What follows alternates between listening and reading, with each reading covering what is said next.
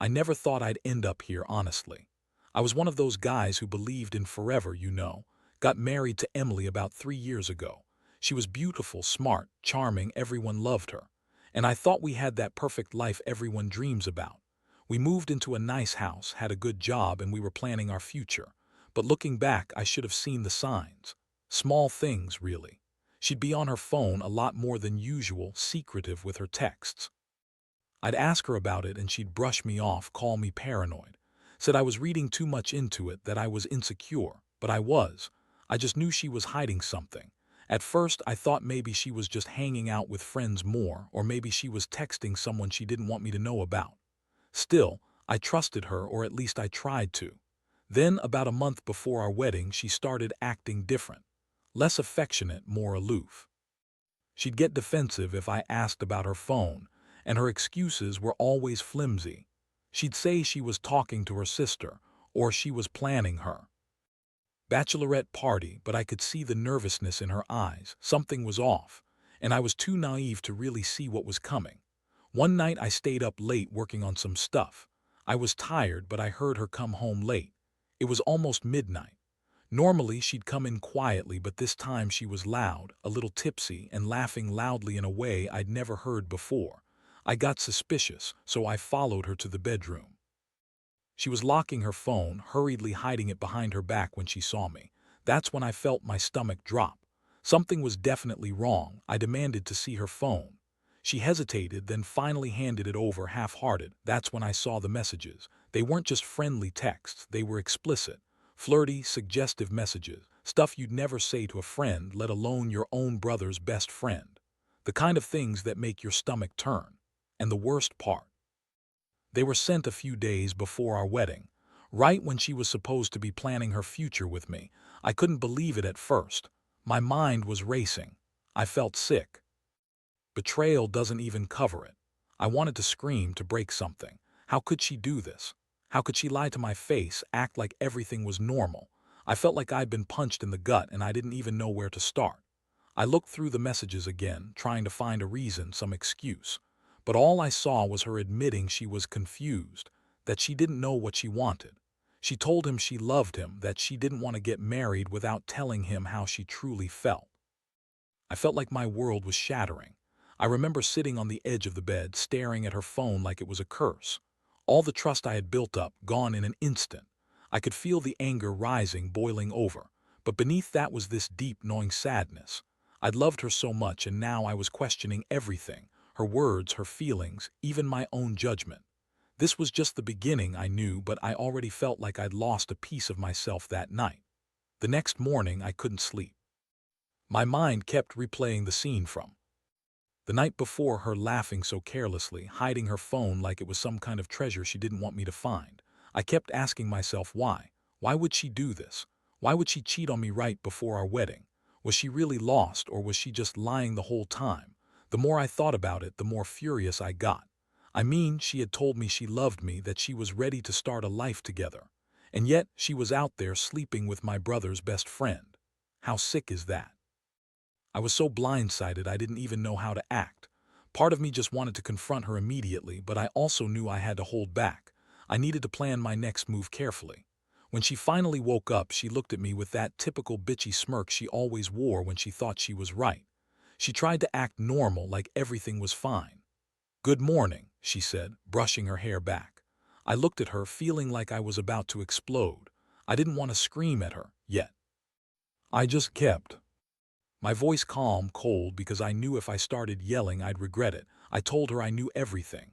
Her face changed instantly, the fake smile fading, replaced with a look of annoyance. "What are you talking about?" she snapped, trying to act innocent. That's when I pulled out her phone, holding it up like a weapon. "Don't play dumb. I saw the messages, the ones you sent to Jake. Don't lie to me anymore." Her expression flickered. For the first time, I saw a crack in her bitchy facade. She tried to deny it at first, saying it was just a mistake, that she was confused, that she didn't mean for any of it to happen. How many times had I heard that lie? "I was drunk," she claimed. "It didn't mean anything. I swear I love you. I don't know what came over me." But I wasn't buying it. I could see through her bullshit. She told me she'd been feeling trapped, that I wasn't enough, that she needed to see what else was out there. It was a typical line of crap from a woman who's been caught cheating but still wanted to save face. I told her I didn't want to hear her lies anymore. I felt a mix of anger, hurt, and disappointment. I thought I knew her, but I was clearly wrong. I spent hours that day trying to process everything. I couldn't believe I was actually hearing about this from her after all those years of pretending everything was perfect. The worst part, she kept insisting she was confused, like that's some kind of excuse. That she didn't mean to hurt me, that it was a mistake, but I knew better. I knew it wasn't a mistake. She chose to do this. She chose to cheat on me right before our supposed happily ever after. I felt betrayed not just by her but by my own trust. I kept asking myself how I could have been so blind. I was devastated. I felt like I'd been punched in the gut every time I looked at her. And yet part of me just wanted to smash something, to shout at her, to make her feel just a fraction of what I was feeling. But I stayed silent, at least for now. I knew I needed to think everything through before I said anything more. I had to figure out what to do next, and I knew it wasn't going to be pretty. After that initial confrontation, everything moved so fast I couldn't keep up. I spent the rest of the day in a haze, going over the evidence, trying to understand how it all went so wrong so quickly. My mind kept circling back to that one thought. Why? Why would Emily, my wife-to-be, sleep with my brother's best friend just days before our wedding? It was like some sick joke, and I couldn't find an answer that made sense. She kept insisting she was confused, that she didn't want to hurt me, that it was just a mistake, but I knew better now. I could see through her lies and her bullshit. She's always been a bitchy, manipulative woman, and I should have seen this coming. That night I sat alone in the living room, staring at her phone, feeling every ounce of betrayal settle deep inside me. I didn't sleep. I couldn't. Instead, I started thinking about what I should do. I knew I couldn't just let her get away with it. I had to make her pay. I was furious, angrier than I'd ever been in my life. I wanted revenge, not just to hurt her, but to make her realize what she lost. That's when I remembered what she had said about feeling confused, about maybe wanting to see what else was out there. I decided then that I'd give her what she wanted, an exit, but on my terms. I needed to turn the tables, make her regret ever crossing me. The next morning, I woke up early. I went straight to her phone and started digging through her messages some more. I wanted to see if there was more. I knew there was. I found more conversations, even one she'd deleted about a week ago. I learned that she'd been cheating on me with Jake for months, not just a one-time thing. They had been sneaking around, lying to everyone, hiding their affair behind my back. I felt sick. How could she be so manipulative? How could she lie to my face, knowing I'd find out? That was the moment I realized I had to do something drastic.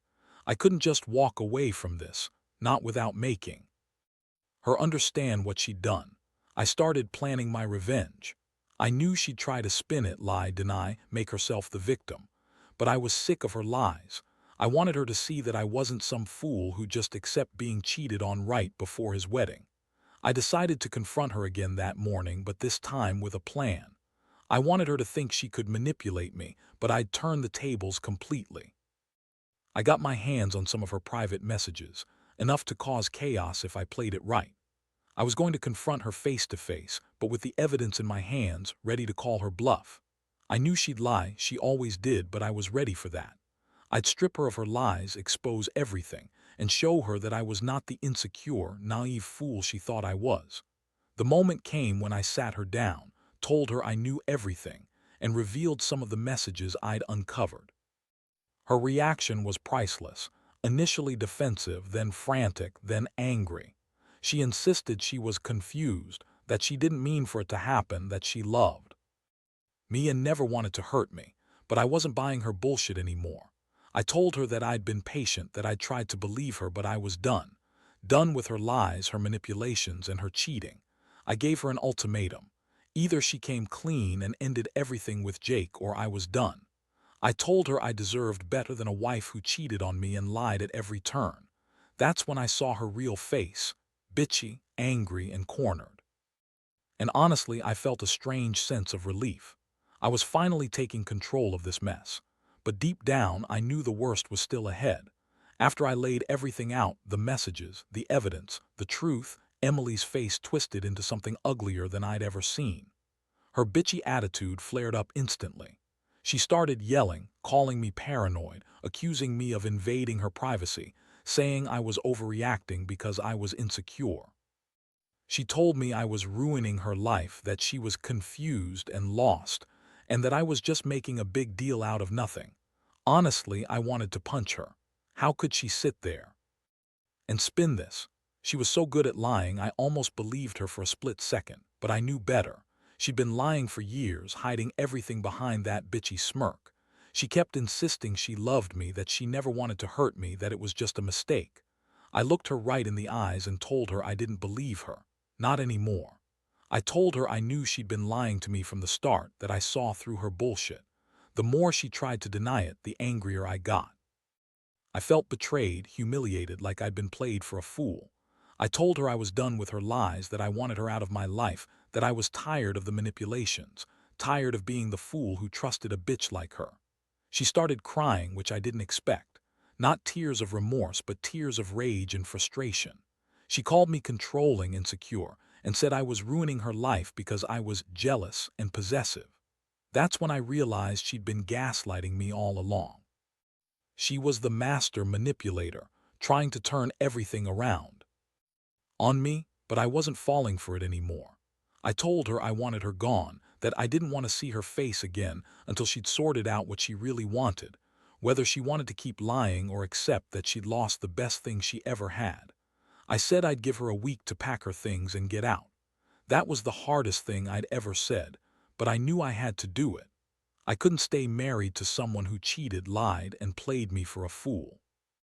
That night she stormed out, bitching and yelling about how I was overreacting, about how she'd never cheat on me and how I was just insecure. But I didn't care anymore. I felt a strange mix of relief and sadness. Part of me still loved her, or at least thought I did, but I knew love wasn't enough. I was done being her doormat, her fool. I was done with her manipulations. I decided then that I'd start rebuilding my life without her. I was angry, yes, but also strangely free.